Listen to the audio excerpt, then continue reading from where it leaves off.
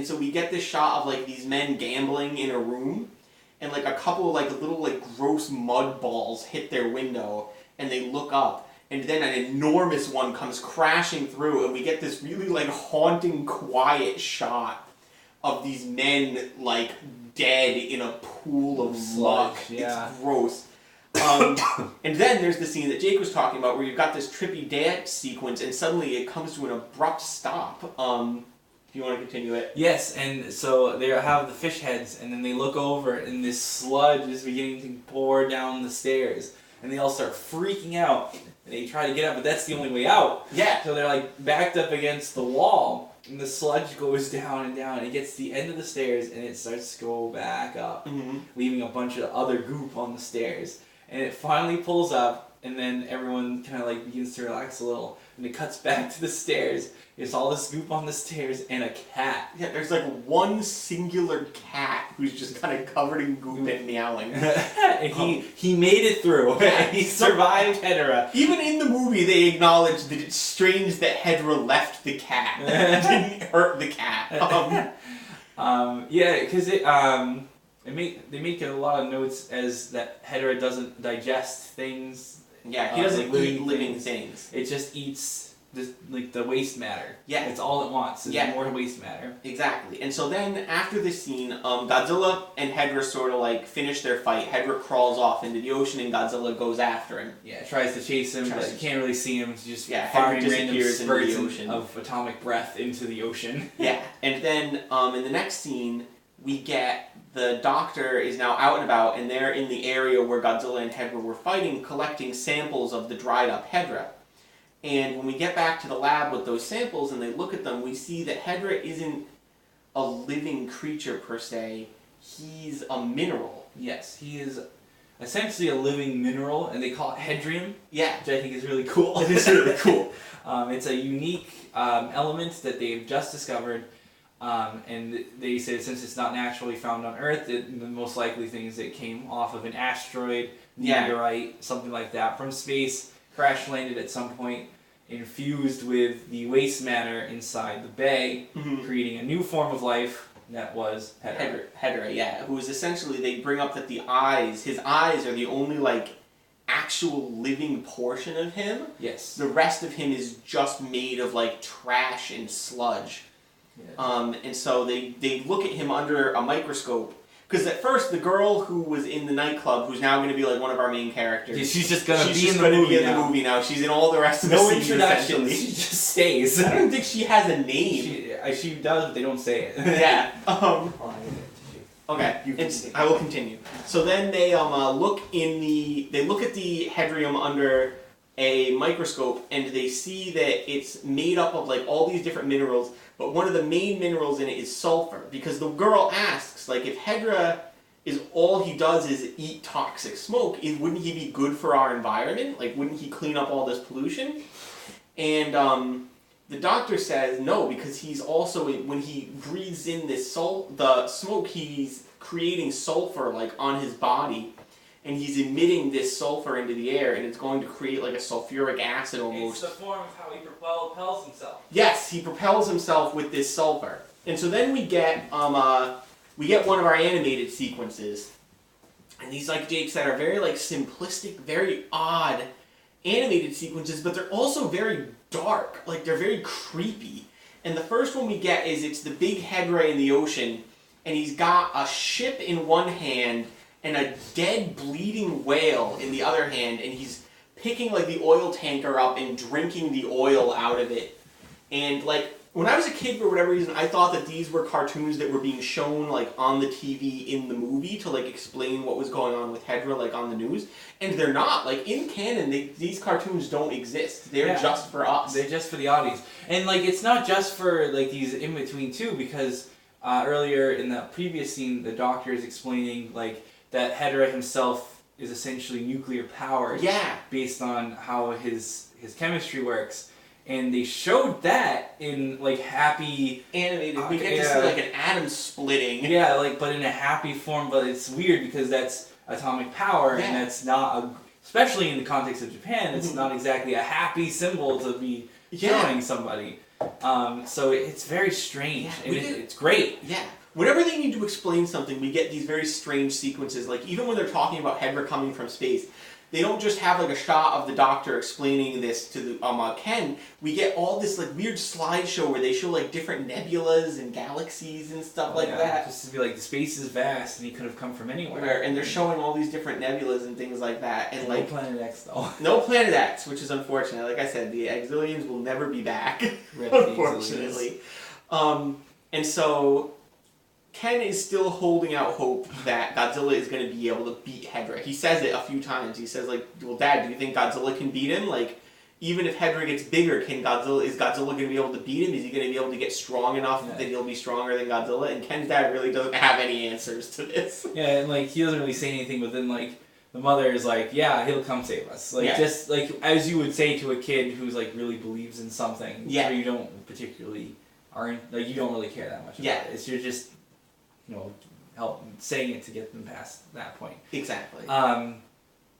Which is, so it's crazy, but then it also points that, like, eventually Ken asks the question, like, will it become more powerful than Godzilla as it grows? And that was, like, also very kind of scary, because, like, even Ken now is beginning to doubt whether or not Godzilla is going to be able to win this one. And so then, Hedorah does the most terrifying thing that he can do. Up until this point, he's been, like, creepy. He moves very unnaturally. Just the fact that he's a big blob of trash with red eyes. I would like to take this moment to talk about his movements, because his suit actor is very important. That's right. I learned that today. His suit actor, the guy in the Hedorah suit, will go on to be Godzilla in the Heisei series. He's going to take over for Haruo Nakajima in a couple movies, actually. Haruo Nakajima is going to... His last Godzilla movie is tomorrow night. I don't know if this guy took over right away, but I know throughout the entire Heisei series, he was Godzilla. He was Godzilla. And so he's considered, like, one of the great Godzilla suit actors, because he played him for multiple movies, and his Godzilla had, like, a definitive personality the way that the Nakajima one does. Yes, and his own unique take on the character. Yeah, exactly. Defined, which is part of the definition of the new version of the Godzilla. But we'll go into that. But it's just really cool. I wanted to bring it up because it's really cool that, like, the future Godzilla is here, fighting, and you can even begin to see it if you really look at the suit. Yeah, the way he moves is very similar to how the new Godzilla will move, where his movements are slower, and he's more like, when he's fighting, he's kind of like bashing into you, whereas Haruo Nakajima was very handsy. Like, Godzilla claws at things, he punches at things. This guy just sort of, like, slams into you with his arms. He's using more of his weight versus... Yeah. Any kind of coordinated attack thing, like parts of animalistic, like it's animalistic in a different way. Like it's more of like using weight, a bigger animal using its weight to like force opponents away, things like that. And I think that's a really interesting take on the creature. Yeah. Excuse me. And whereas Haruo Nakajima's is much more of like predatory animal. It's going to use its claws and try to get out of these situations with those things. So it's very different but very cool both ways. The Heisei Godzilla is very cool, but very cool that they're both there in the same scene fighting each other. Very, very cool, and you can see it, like the moments in that you can really see them playing off of each other. That they're both really great suit actors, and that they're clashing in that moment. It's very, very cool to see. Yeah. A lot of the fighting is pretty good in this. Yeah, and so from there, the next time we see Hedorah, he isn't terrestrial anymore, though. Now he's flying. When he flies, he looks like a big UFO almost, but he still has the big Hedorah eyes, and he's emitting this gas behind him. Yeah, that sulfuric gas that's kind of like the byproduct of his existence, and also like the source of his propellant. So he's nuclear power doing that with all this sulfur coming out of it. Yeah, and so we get this scene where all these like schoolgirls are sort of like doing gym class out in front of the school. And there's the woman teaching them, who I thought was supposed to be Ken's mom, but now I'm not entirely sure if that's her. I didn't think so. Yeah. But so they're doing this, and you can hear Hedorah. Hedorah has a lot of sounds. His roar is sort of like gurgly sounding, but everything Hedorah does makes a distinctive noise. And so when he flies, he makes this like kind of whistling sound. And you can hear that coming, and they look up and they see Hedorah coming towards them, and they all like fall over and start to gag, and the gym teacher's able to get them all inside before Hedorah flies over them. And then we see another group of people who Hedorah flies over Directly.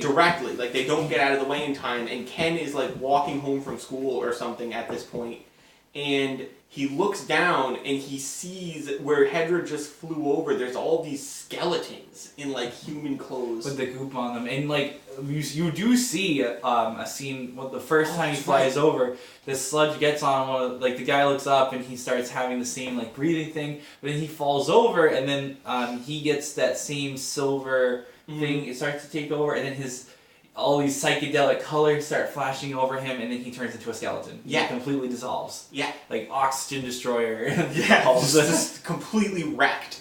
And so that's one of the things that makes Hedorah so scary, is that he can just fly over you and completely evaporate you. Like, yes. Hedorah is probably the most destructive Godzilla monster. Absolutely.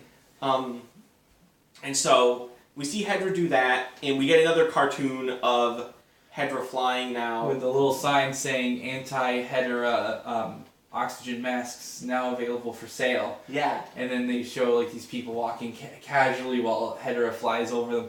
Very, very Cold War era advertising. Yeah. Which was also pretty cool. And then it shows like the two women wearing them, and they walk past each other, and then they turn around, and then they have the stuff over their face, and then their faces cross, and it becomes a map of like the area Hedorah had walked into. Yeah. It was a very cool transition. Yeah. Very psychedelic, and also proved that like they were selling that stuff that didn't work, which was going with the Cold War imagery. It's the same thing. All the stuff they sold, like, oh, you'll be fine in a nuclear explosion if you get my product, and no, wouldn't help you. But and it also goes with what we were talking about with the Godzilla toys earlier, with people trying, this is like now a world that is completely accustomed to the monsters existing enough that there are people that are trying to commodify it and like make products related to current monster attacks. Someone's trying to sell anti-Hedorah gas masks. Which aren't going to work, because Hedorah, like, you don't breathe it in and die, he dissolves your skin. Yeah, like, it gets you no matter what. Like, breathing it in, it kills you, but it getting on you kills you. Exactly. So, you need, like, a complete hazmat suit to get around that. Yeah, and so, we get a great shot where Hedorah flies, like, through a building. It's weird, it's like this building that's under construction. Yeah, it's just the beams, and yeah, Hedorah flies, like, towards it, and then he flies, like, through it. Like, it doesn't touch him or anything, he just flies through it. But then, like, it just begins to collapse, itself. Yeah. It was wild. I was I was shocked. Yeah. I was really shocked by that. And there was a construction worker that was on it, and he jumps off, actually, like, to his death before Hedorah flies into the building. Yeah, he sees Hedorah coming. He jumps it, but he gets dissolved before he hits the ground. Yeah, it's just a skeleton lying on the ground. Which was very, very scary. Yeah. Just a side note, there's a couple things in this movie. And we watched the sub as our goal is for this version of our gauntlet, and there's a few things that were just not there in the dub version. I think so, yeah. So a lot of cool scenes. I'm sure the building thing happened in the dub. That definitely happened. I remember that scene very clearly. Yeah, but that was just very shocking to me. I don't remember that scene at all. So aside from that, though, like, but it was very strange. It really blew me away watching that particular scene this time. But yeah, so he flies through. I believe Godzilla shows up again. Yeah. So then we get Ken. First of all, they had said that Hedorah won't come ashore during the daytime or like on sunny days, because up until now, when he's been in his more aquatic forms, he wouldn't have. And so Ken goes to like an amusement park with the family friend and the girl from the club, and so they're on a roller coaster, and Ken looks out on the roller coaster and he sees Godzilla off in the distance. And so like after the roller coaster stops, he like runs off the roller coaster to call his dad, and his dad picks up the phone at home, and Ken's like, "Dad, I was on a roller coaster and I saw Godzilla," and then he just stops talking, and Ken's dad's like, "Ken, are you there? What is it?" And they cut back to where Ken is, and there was like this gas tank like factory right next to where they were that's begun to explode, and it like shattered the phone booth Ken was in, and he's fine, but it was just a really good transition between like this movie. The most shocking scenes in this movie, it always goes like almost completely silent whenever it's at its creepiest. Yeah, there's a lot of silence in this movie, which I think is one of the strengths of the movie. Mm-hmm. Because they really played off of that for really creepy moments. Sometimes the silence doesn't hit. There's a couple parts where they were fighting where they got silent, and I think that I didn't would have really been work. okay with it had noise there.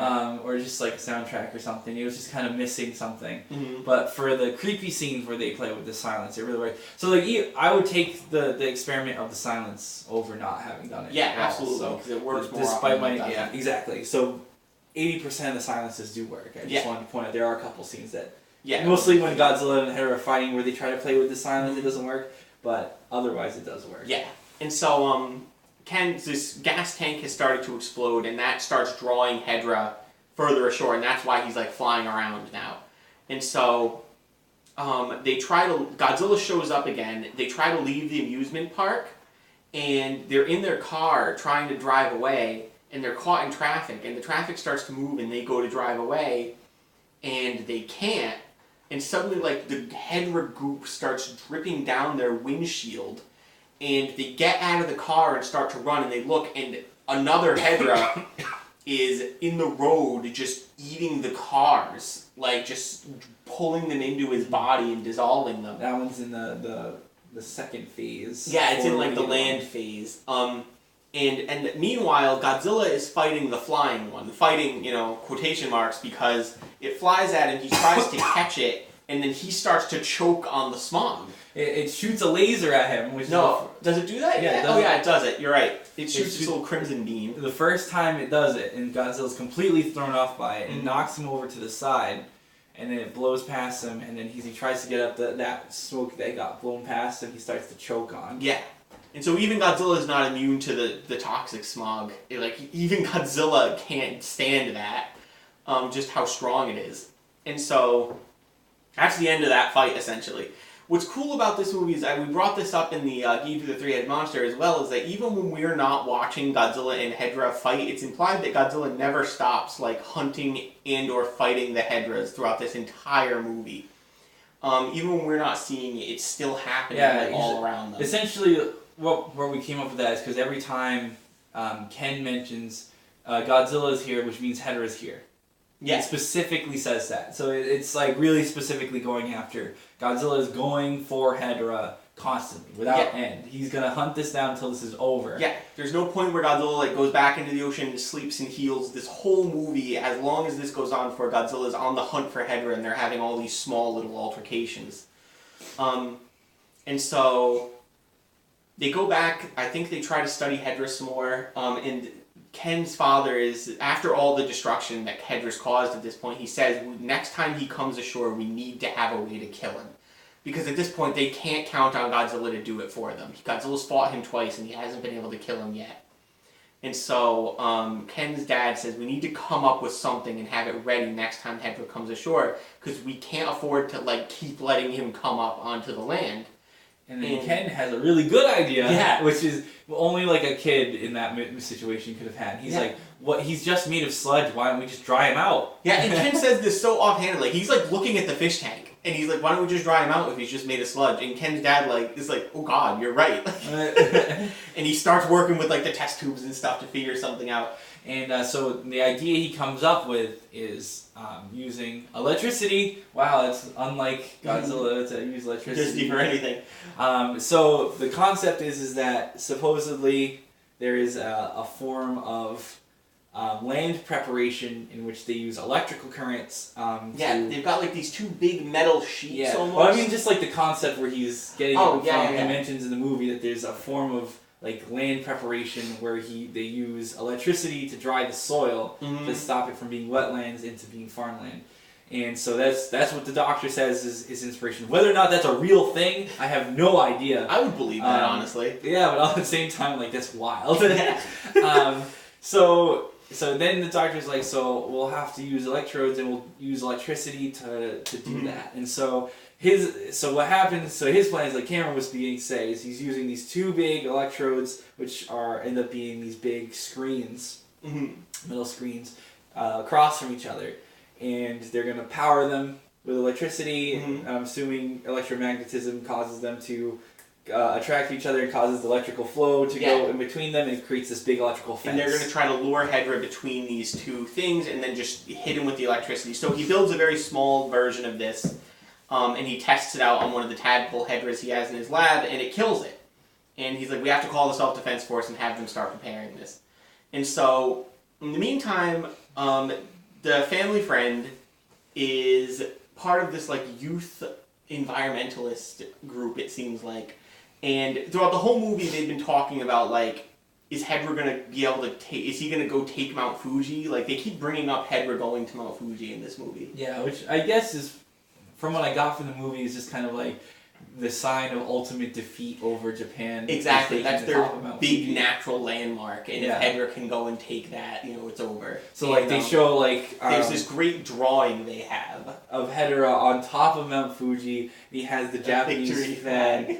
It's the Japanese flag. Oh, he has pulled it off of Mount Fuji. Oh, I thought that was supposed to be Hedorah's victory flag, and he was holding it up. No. In a way, yes, but it's the Japanese flag, and he's holding it like he's just taken it out of, and he's like on top of the mountain victorious. Yeah, and it's the very, like, it looks like the cartoon Hedorah, very simplistic drawing of it. Which I love the cutesy little... I love the cartoon Hedorah. He's so very cool. cute. But yeah, so he's like, so we're gonna go to Mount Fuji and we're gonna live it up. Yeah, he says that they're gonna have 1 million youth go to Mount Fuji and they're gonna climb to the top of Mount Fuji before Hedorah can get there.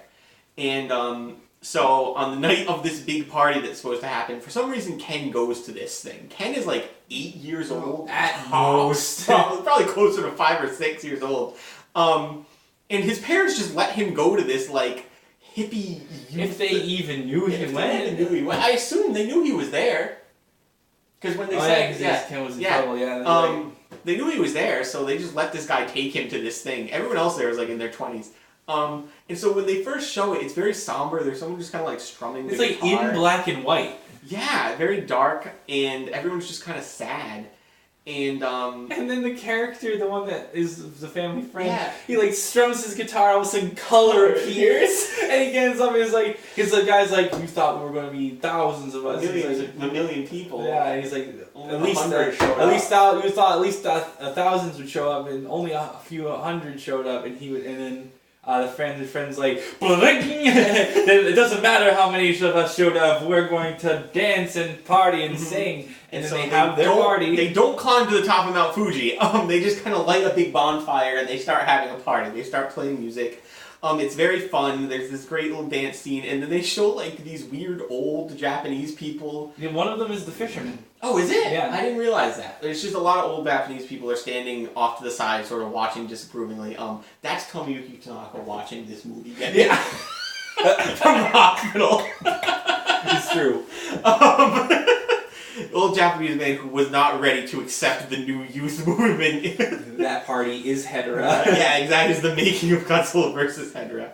And so, sure enough, Ken's sort of dancing, and then he looks out, and you get this shot of, like, Godzilla's fire first, and then they sort of follow it back to Godzilla. And like this is like Ken's vision. His prophetic vision. Yeah, a vision, and he says Godzilla's here. I just saw it in like a vision. I sense him. God sensed that Godzilla's here, and that means Hedorah's here too. And like the girl from the club is completely ready to take this as fact at this point. She's like, "Wait, are you serious? Is Hedorah here?" And he's like, "Yeah." And then sure enough, here comes Hedorah flying in, and they mention that Hedorah's bigger now. And so the two Hedorahs we've seen up until this point have fused into one giant Hedorah. And so Hedorah lands, and there's this great like flashing, like very cool psychedelic flashing effect. And then he gets up, and he's not the flying form anymore. He's the big final form Hedorah, which is the one that you can see here, who's like standing completely upright. And he's bigger than Godzilla. He's like what? Probably like... He couple of Godzilla heads over. Yeah, he dwarfs Godzilla in this movie. And so Godzilla shows up too, and the final fight between Godzilla and Hedorah begins. And this has to be one of the toughest fights Godzilla has in his entire career. Hands down. Like, this movie and then the next movie are some of the most damage Godzilla takes ever. Oh god, yeah. I was going to bring this up later, but like this, first of all, this series, this part of the Showa series right now, from like Godzilla vs. Hedorah all the way up to the end, is my favorite of like all of these Godzilla movies I would put in my top 10. Like, probably 5 of my top 10 is right here, like Hedorah, Gigan, Megalon, Mechagodzilla, Terra, Mechagodzilla, like right there. True. I love all of these movies. They're all like my favorite Godzilla movies, and so this is my favorite era because they were very experimental. They were doing very strange, bizarre things with the Godzilla franchise, and like all of them worked in my opinion. In my opinion as well, I liked all of those movies. And so, also, with the exception of Megalon, they also, in my opinion, are characterized by Godzilla just taking these brutal ass kickings in all of his fights. These are all very rough fights for Godzilla. Absolutely. And so this is the beginning of that. Like, up until now, I would say the most damage Godzilla took in a fight was when he fought Kumonga, and Kumonga shot him in the eye with the stinger. By the way, Hedorah does that too. Hedorah shoots sludge and covers Godzilla's eye. It's like super acidic sludge. Like, this is like xenomorph blood level, like acid. And this actually happened earlier in the movie, so throughout the whole movie, Godzilla's been missing an eye. He's had like this big gross sludge covering over half of his face. Yeah, it's his left side. It's covered. Yeah, left side. It's covered in this gross sludge, and he's missing an eye for the whole movie. So then, earlier in the movie, the first time they fight, Godzilla tries to punch him, and it goes right through him. Mm-hmm. And then, that's in this fight coming up right now. Yeah, but he does it in the first one. He pulls and it goes through, and it gets all sludged, and then Godzilla kind of looks at it, and that's like part of the reason we know he's not solid. Yeah. In that fight, but nothing happens then. Mm-hmm. But this time, Godzilla attempts to do it again. Yeah, Godzilla attempts to retaliate. And he, like, knocks a rock to the side, and Hedorah looks over, and while Hedorah's looking, Godzilla sucker punches him right in the side of the head, and he takes out one of Hedorah's eyes. Yes. But the joke's on Godzilla, because when he pulls it out, a bunch of the goop is on, but it's now crazy acidic. Yeah. And it melts his hand, and he's like, ah! And he has a skeletal hand. Yeah.